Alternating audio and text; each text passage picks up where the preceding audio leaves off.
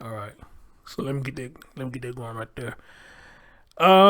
He had a white gauze that was soaked through with blood. There was a large gash underneath his right eye. Andre was unresponsible upon being admitted to the ER. Medical staff worked to save Andre's life. Dr.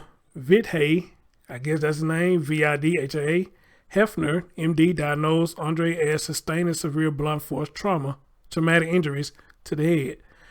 Despite the best efforts of medical providers, at 10:50 a.m., Andre was pronounced deceased.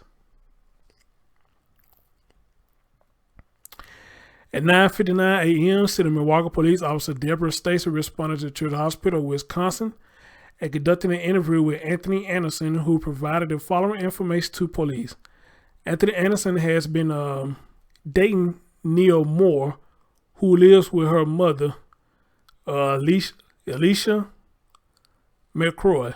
Alicia McCroy is the grandmother and legal guardian of Andre. And ATS, I forgot what his brother's name is, but I guess his brother's name start with an A too. On August 28, 2021, Alicia McCroy allowed both of the brothers to sleep over at Andre Martinez's residence. Andres Martinez, the grandfather of both of the boys. On August 29, 2021, Nia's mother, Alicia McCroy, woke up. Nia and Anthony, Alicia was frantic, telling Nia that Nia needed to go and get the boys immediately. Anthony and Nia drove to the defendant's residence. Upon arriving at the above address, Nia knocked on the door.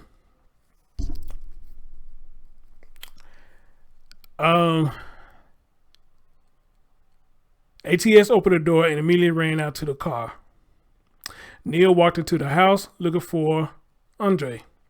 Anthony Anderson observed the defendant come to the front door, followed by Nia yelling, "Oh my God, you are going to jail for this." Nia ran to the car and instructed Anthony to go inside the residence. As Anthony walked inside, he observed the offender dragging Andre's body from the bathroom into the kitchen. There was a large amount of blood and what happened to be brain matter on the kitchen floor. Oh, Jesus Christ.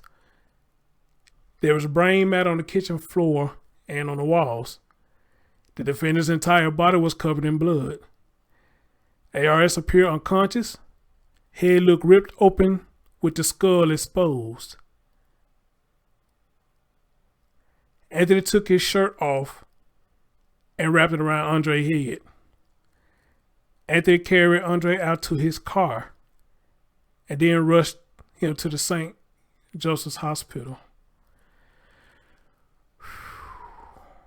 Once at St. Joseph Hospital, Andre admitted to the emergency department, stabilized, and then transferred to the Children's Hospital of Wisconsin due to severity of his condition. His brother was also admitted to St. Joseph Hospital. City of Milwaukee Police Detective Timothy Keller conducted an interview of Alicia McCroy, the legal guardian of Anthony and his brother. Alicia McCroy confirmed that the defendant asked that the brothers sleep over at a house during the evening of August 28th. The brothers were in good health prior to going with the defendant at 8:24 a.m. on August 29th. The defendant sent Alicia, whatever her name is, a text accusing Andre of stealing the defendant's money. Alicia asked, "Where is Andre?" Was to which the defendant responded, "He's bleeding." Alicia McCroy panicked and woke up her daughter, Nia, asked her to go to his house and check on the boys. On August 29, 2021, City of Milwaukee Police Detective Steve Wells conducted an interview of Cassandra Martina, the great-grandmother of the boys. Cassandra Martina lives with the defendant in the city of Milwaukee, county of Milwaukee, on August 28, 2021. The defendant had both boys sleep over at the residence.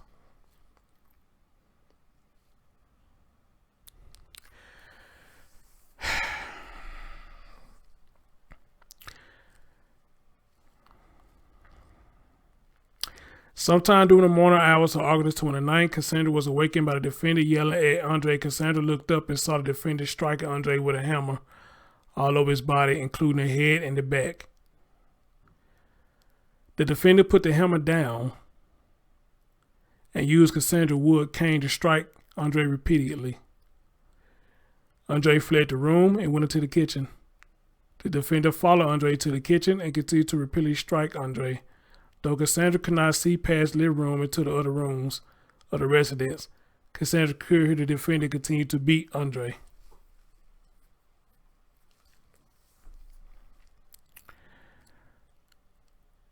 Cassandra believed the defendant beat Andre for an hour to an hour and a half. It should have been noted that the great-grandmother is disabled, making it difficult for her to intervene. A search of the residence was conducted by the city of Milwaukee Police Department in top right dresser drawer of a bedroom in the residence. Law enforcement located 27.8 grams of suspected marijuana in clean plastic bags. Y'all know what? I remember a couple of y'all saying he probably was high, and some of y'all saying he probably was drunk. So it looked like it could be the possibility of what was going on here, that some bitch probably was high and drunk, but still, even though with that though, I don't give him a pass, or I don't give him an excuse for this, because this is just too much. This is too much, you know. And you don't even have proof that that young man even did this, but this is just too much, you know. You still a dick and an asshole to do all that. But at the end of the day, you still in the wrong, because you a felony, you got weed in the house, and you got a gun on you. And you doing all this and like you won't go get in trouble or something. He was suspected of clear marijuana in a clear plastic baggie. 32 suspected methamphetamine pills were located in. Oh Jesus Christ! Methamphetamine pills were located in the second clear plastic bag in the room. A glass jar of suspected marijuana was located in the bedroom nightstand. The recovered suspected marijuana in the jar weighed 5.6 grams. City of Milwaukee Police Detective Stephanie Seitz subjected the suspect marijuana to a NARC 205 field test, which returned a positive result for the presence of THC. Detective Seitz tested the suspected methamphetamine pills using a NARC 201 field test, which returned a positive result for methamphetamine. A black and silver 32 caliber F&S Cobra firearm was also located in the residence and recovered by the police.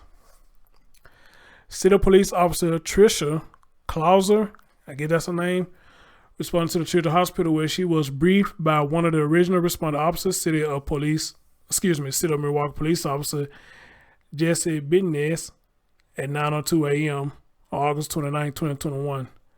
Officer Bitness was dispatched to St. Joseph Hospital, where both boys were admitted. Andre was in severe condition and was transported to the hospital, Wisconsin. Andres was treated by physician assistant Therese Johnson for a laceration on top of the head and a fractured finger. Andre had bruising to his body consistent with child physical abuse after being discharged from St. Joseph. Was transported to the hospital, Wisconsin, with family after being briefed by Officer Bitness. Officer Clauser conducted a minimal facts interview to ATS. Okay, maybe I'm getting their name wrong. Okay, ATS is the other brother. Okay, I'm getting their names mixed up. Okay, sorry. After being briefed by Officer Benitez, Officer Clauser conducted a minimal facts interview of ATS, disclosed that his grandfather, the defendant, was angered about missing money and beat Andre and ATS based on this disclosure. Officer Clauser, a trained forensic interviewer, set up a forensic interview of ATS and the Child Protection Center. Officer Tricia Clauser transported ATS to Child Protection Center and conducted a video recorder forensic interview of ATS, born 6/25/2013. During the forensic interview, ATS demonstrated an understanding of the difference between a truth and a lie, that there are negative consequences to telling a lie and to the importance of telling the truth. ATS promised to tell the truth. As he had disclosed that one of the above date at the above location, grandfather, the above defendant, was missing money and became upset. The defendant woke up the boys to look for the money. When the defendant could not find the money, the defendant woke up both of the boys to look for the money. Excuse me. When he could not find the money, the defendant became even more upset. The defendant started to strike both of the boys in the head with a mallet, a sledgehammer. Damn, a sledgehammer. And a coat rack. All this because he thought some money was stolen. All this because he thought money was stolen and still ain't got the money. The defendant picked up Andre and he choked him with a belt. And then he threw Andre to the wall.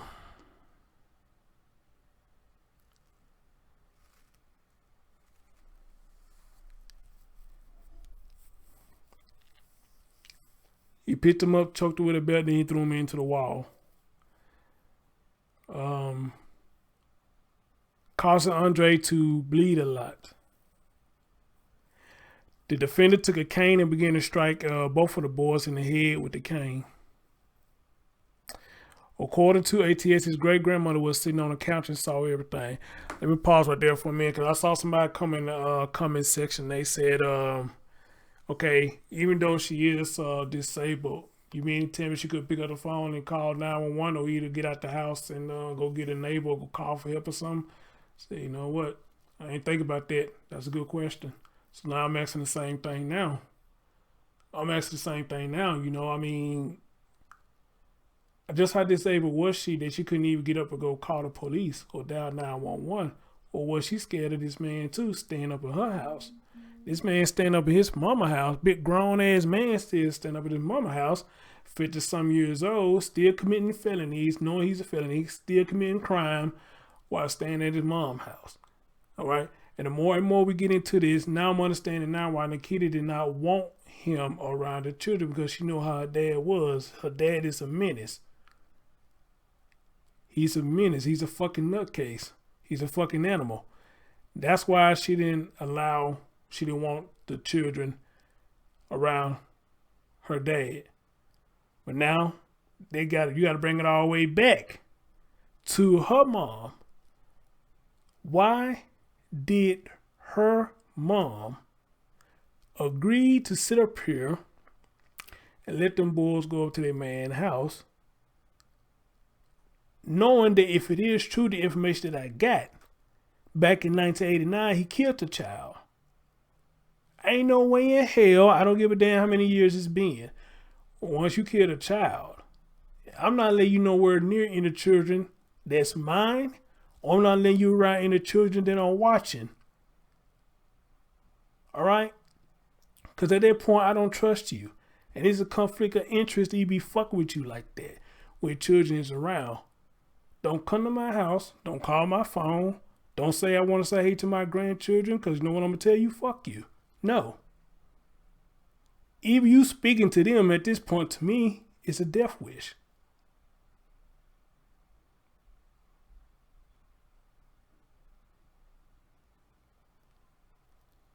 Even at this point, you just even speaking to them, to me, is a death wish. You a walking curse. Now, what made this man so evil like this? I have no idea. But I guaranteed you, I'm almost guaranteed, he was doing some stuff to his daughter. And then I heard, rumor has it, he was doing some nasty stuff to these boys too. Again, I don't know how true it is. Don't take it to say that it's true. I mean, try to do your own research. And if you come up with it saying that he did do this, then let me know and show me the facts that he did do it. But I believe that he probably was doing something to his daughter. With the boys, could be a possibility too. I don't know. But reading this man is fucking insane. He's fucking insane. And I'm surprised he only getting life in prison for all this. I'm surprised he only getting life in prison. You would think he'd probably get more. But again, I don't know how the law works in Milwaukee, so this shit crazy as hell. But just imagine these boys seeing their grandma just looking at everything and she's not doing anything. Not even telling him to stop. Leave them boys alone. You know, or even try to make like you gonna call police. I mean, do something. Do something.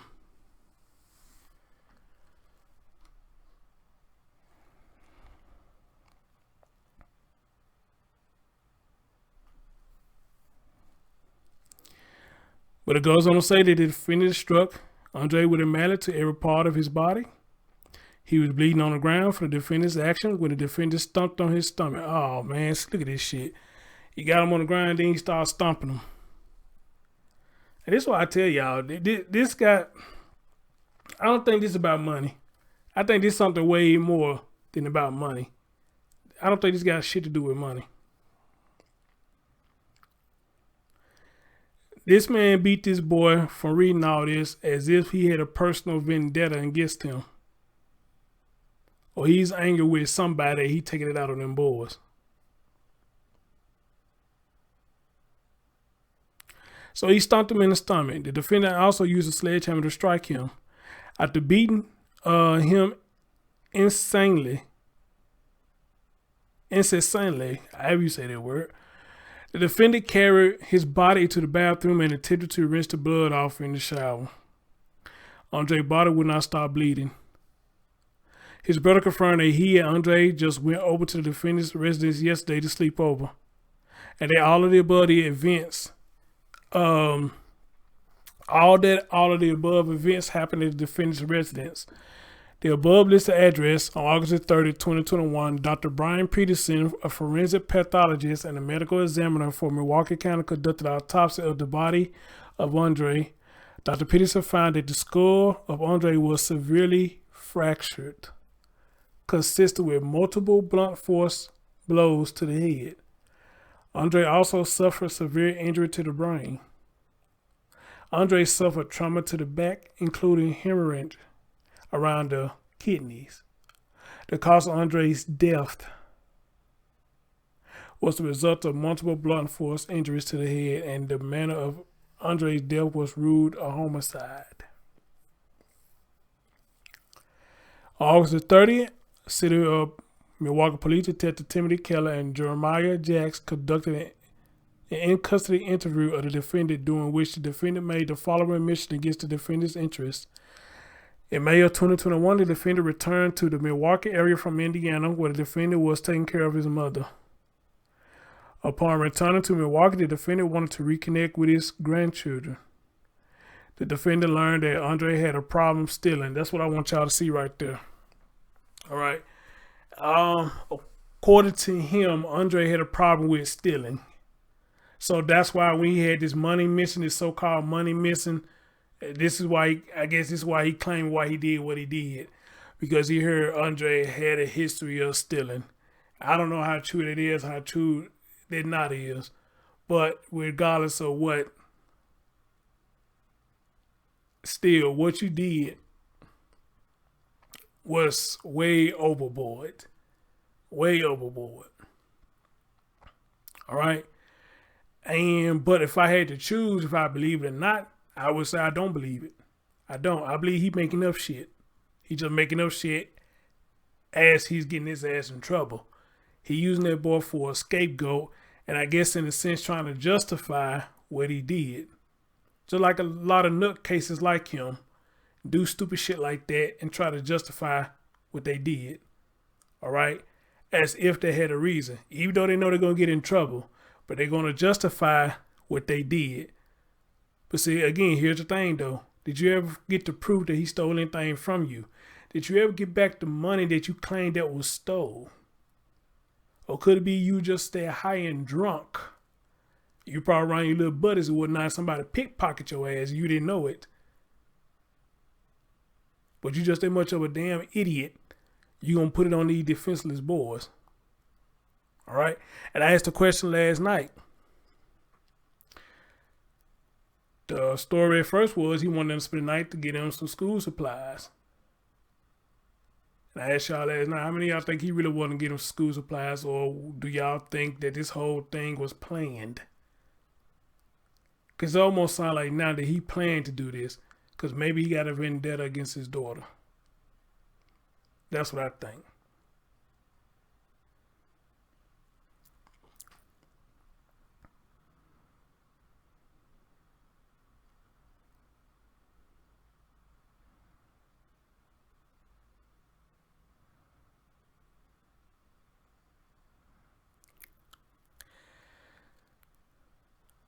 So he claimed he wanted to reconnect. The defendant learned that Andre had a problem stealing, so he say. The defendant recalled telling his grandchildren in the past, if you lie, if you mess up in school, if you steal, I'm going to kill you. During the evening of August 28th, the defendant confirmed picking up Andre and his brother and bringing them back to his residence. The defendant intended to take them shopping for school supplies the next day. Yeah, I'm sure you was. At around 3 a.m. August 29th, the defendant woke up to use the bathroom. The defendant noticed that his wallet was open and money was missing. The defendant walked into the living room and confronted Andre, accusing Andre of taking the defendant's money. Andre turned his pockets inside out to show the defendant he did not take his money. The defendant smacked Andre repeatedly, demanded that Andre get the defendant's money. In response, Andre went into a cousin's bedroom to retrieve the money. When Andre came out of the room without the money, the defendant started striking Andre again. The defendant recalled, I'm not killing him, I'm just bopping his ass. The defendant told Andre, okay, you want to play? And grabbed 2 belts and looped the belts together. The defendant attempted to hit Andre with the belts, but Andre grabbed the belts, caused the defendant to get angrier. The defendant grabbed his mother's wood cane and began to beat Andre with the cane. As the defendant beat Andre with the cane, Andre claimed the money was outside. Andre ran outside, followed by the defendant, who chased Andre down and dragged Andre back into the house. Wow. At that point, the defendant said Andre knew the defendant was going to kill his ass. This him talking. The defendant caught what he said to the detective and then changed it to, he knew I was going to beat his ass. The defendant claimed to not know what else to do in order to get his money back. The defendant slapped Andre around, struck Andre with a belt, and beat Andre with a cane. Andre ran to the bathroom, locked himself inside in an attempt to protect himself from the defendant. The defendant picked the lock open and lost it on Andre. The defendant recalled shoving Andre with enough force that Andre's head left a large hole in the wall. The defendant flashed forward the time to when the defendant stopped beating Andre. The defendant recalled seeing a large amount of blood on Andre and put Andre's body into the tub to wash the blood away. Though the defendant did not recall using a sledgehammer to strike Andre, he was told by his mother that he did. I want y'all to hear that. So his mom told him what he did. But yet you still can at least call the police. You can at least still get on the phone and call the police. You seen this and there was no phone nearby to call the police and get this grown ass psycho at your house. You couldn't do that.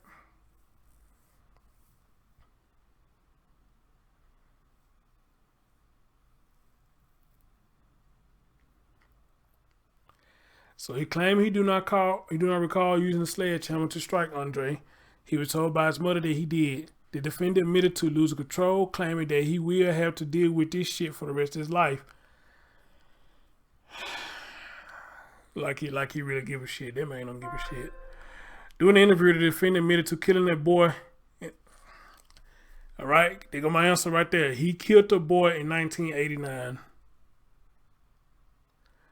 He killed the boy in 1989 and said he wanted to talk with police as the defendant has nothing to hide. The defendant believed the entire incident lasts from 3 a.m. to 8 a.m. Ladies and gentlemen, 3 a.m. to 8 a.m. Oh, Lord. You like just knocked me offline.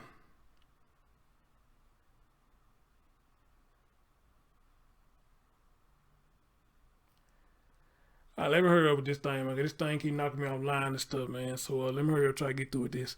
But guys, the beating lasts from 3 a.m. to 8 a.m. for 5 hours. You did all this to this boy for 5 hours over some money that you never got back.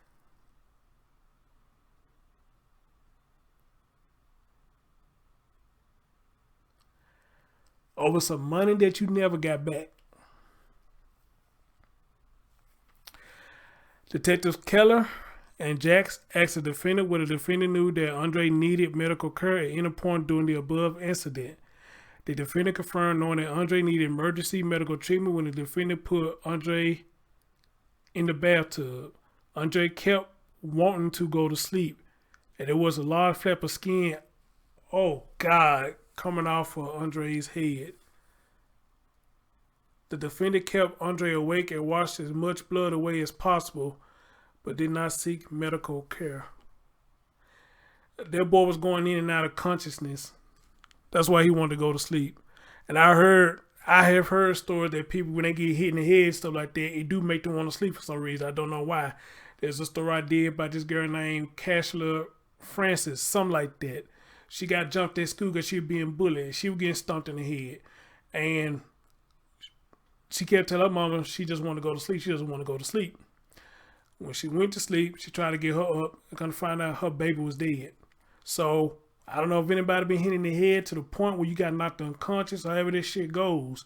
But for some reason, what it sounds like is if you get hit hard enough, it makes you want to go to sleep. And this boy wants to go to sleep with a flap of skin coming off his head. You big grown ass pussy.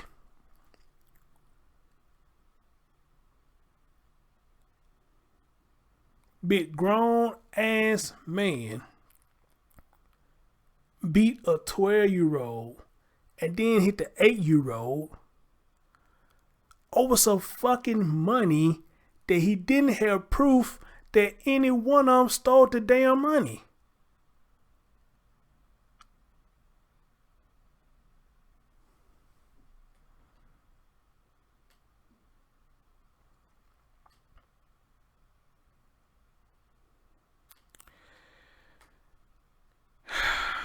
The defendant also admitted to striking his brother during the above incident, causing him to have a broken finger and a bruising to AT's body.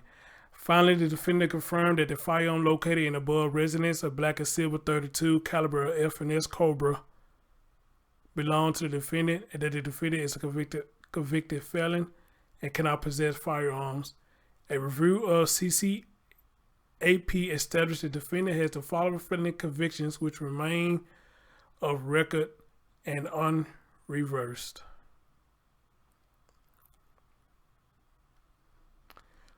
Possession with intent to deliver THC. Possession of THC. A habitual criminal, deliverer of THC. Felony converted case. Substantial battery contrary to Wisconsin State Statute 940.19.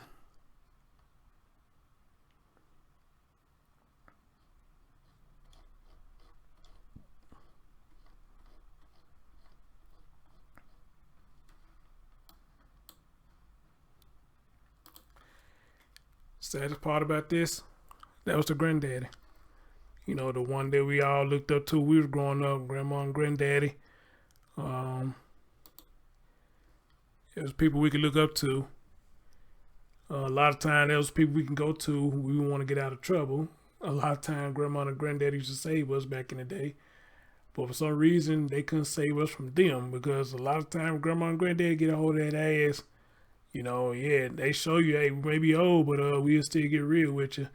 And we appreciate those kind of grandmothers and granddaddies. They didn't try to kill us. They just did what they feel like they did to discipline us, to learn the error of our ways. If we do steal, if we do lie, if we do cheat, if we do not do what they asked us to do, they showed us the consequences. But it was never death. It was never attempted death. We never had that growing up in the 80s and the 90s. We got assholes like this, which sound like he didn't have a pot to piss in or a window to throw it out. And we just talked about this on one of the last shows I did over the weekend. How old is the appropriate age to start letting these grown ass people out your damn house? Stop housing these grown ass people. What age do you release them and let them go? And I get it. Sometimes shit happens and you do got to go back home. But it's supposed to be temporary, not for life. And I see that a lot of times, and a lot of people use that I'm taking care of my mama as an excuse. And when you see them over there at the house, mama fine and healthy. You ain't take care of your damn mama. You just a lazy bum. You ain't taking nobody. You just a lazy bum that don't want to do shit, that don't want to get on your own. Because what they call them, leeches. Freeloaders.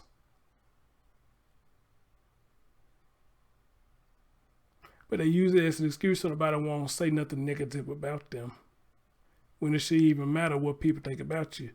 It should matter to you if you want to improve yourself. But again, what I say, people, if they don't say nothing, they're not going to say nothing. But when you do say something, they think you wrong for saying something to them. But at that point, you got to say, I don't give a fuck you get mad or not. I'd have done my job in raising you. Now you got to go take care of yourself. It's time for me to live my life and be free and do some things I want to do. You a big grown ass man. You a big grown ass woman. I shouldn't be still having to take care of your grown ass while you staying in my house.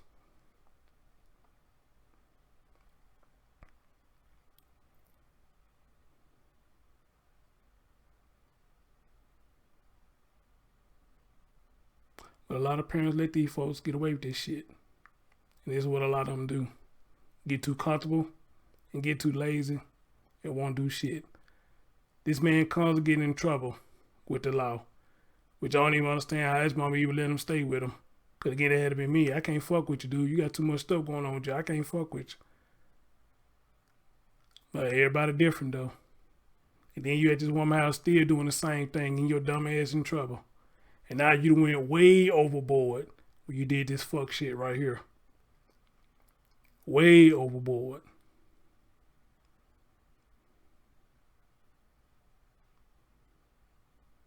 All right. So nobody's going to do better until they choose to do better. You can't make nobody do better. They got to choose to do better. Rest in peace to this young man. This is very sad what happened to him. Rest in peace to that young man. That's a damn shame. And I don't know what to say about the mom right now. A lot of stuff, just speculation on the mom right now. I don't know what she did, what she been doing, but I am curious on how she lost her children. I am very curious about that. Lord knows I am. What did she do to lose her children? But until then, I just say this, guys. Stay tuned for more updates. And your man Chris Thorns, and hey, I'll catch y'all next time. This is fucking insane. This is insane.